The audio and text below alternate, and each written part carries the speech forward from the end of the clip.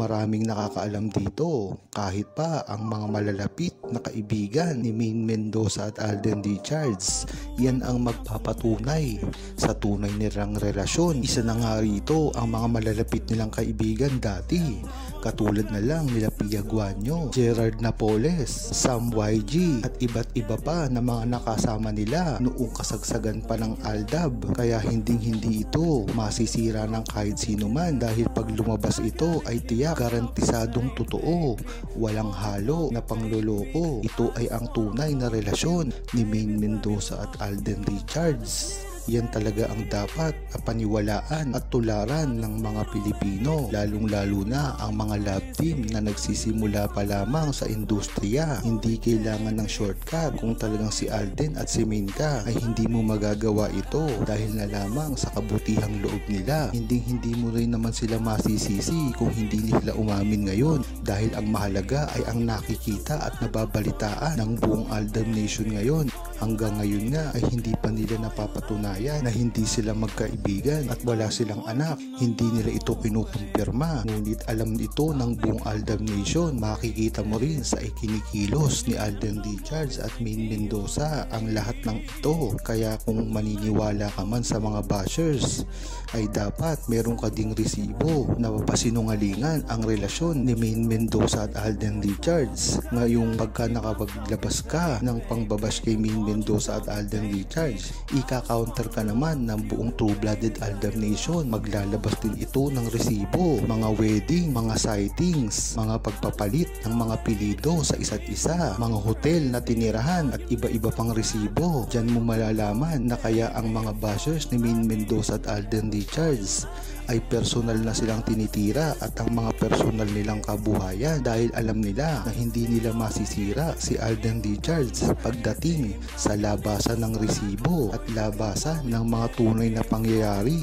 na noon pa man ay talagang idinideny na nila. Diyan sila masisira dahil ang buong Aldab Nation ay nakasuporta kay Maine Mendoza at Alden Richards, at kahit kailanman hindi nila ito kayang sirain dahil lalabasan sila dito ng mga patunay at mga sensitibo na mga istorya patungkol kay Maine Mendoza at Alden Richards. Hindi na kasi ito tulad ng dati na si Alden Richards at Maine Mendoza ay nagsisimula pa lamang at talagang gustong-gusto ng publiko na umamin sila sa isa't isa, dahil dito ay ang mga kilig moments pa, mga bata, mga patwitams at mga baby love pa. Kaya hindi na aplikado ngayon ito sa gayong napakaganda na ng karir nila at napakalayo na ng kanilang pinagdaanan. Ngunit isa ang hindi nila dito maitatago, ang mga resibo na nagkalat sa internet, na kung magre-research ka lang ng mahusay at walang bias ay makikita mo talaga ang history ng kanilang pag-iibigan. Hindi ito ginawa ng Aldab Nation.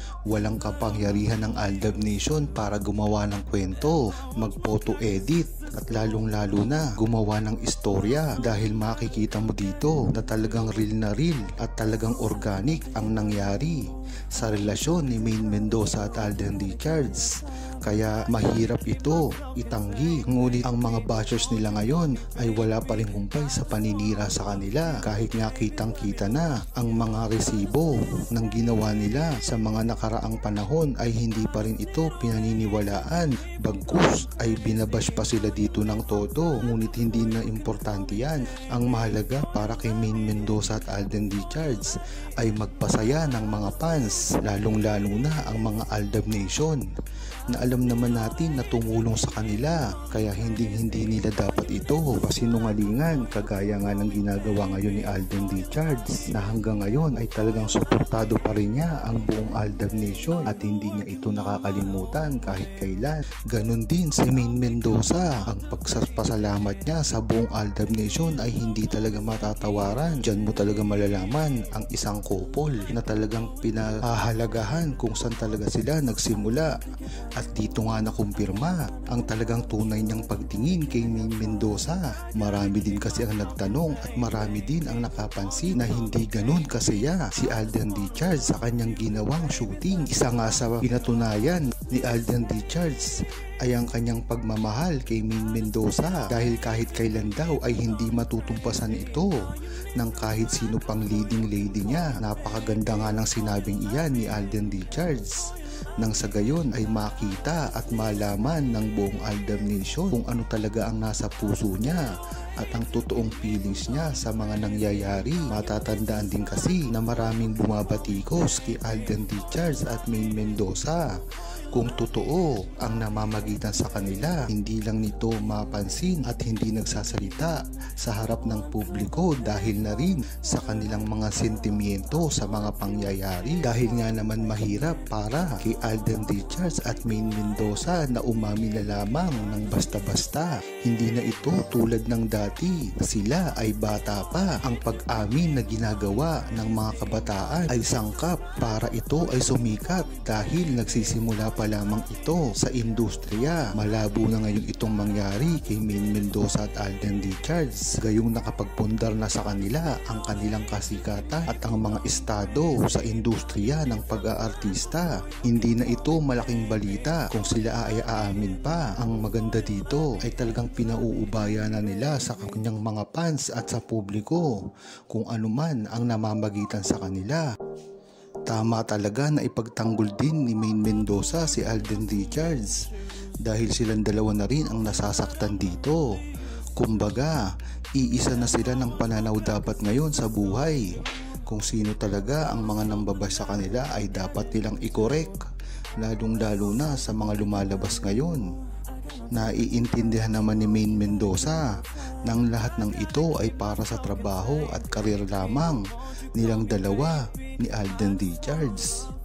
Ngunit dapat ding ipagtanggol ni Maine Mendoza at Alden Richards kung ano talaga ang meron sa kanila nang sa gayon ay hindi na kumalat pa ang mga chismis sa mga kaugnayan.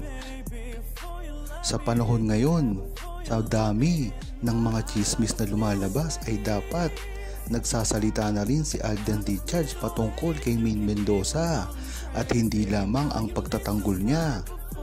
Tama nga naman na si Maine Mendoza ay hindi masyado lalabas ngayon sa mga interview, ngunit dapat ay maging handa na rin sila sa darating na mga pambabatikos, lalong-lalo na umuusad na ang pelikula nila na Hello Love Again.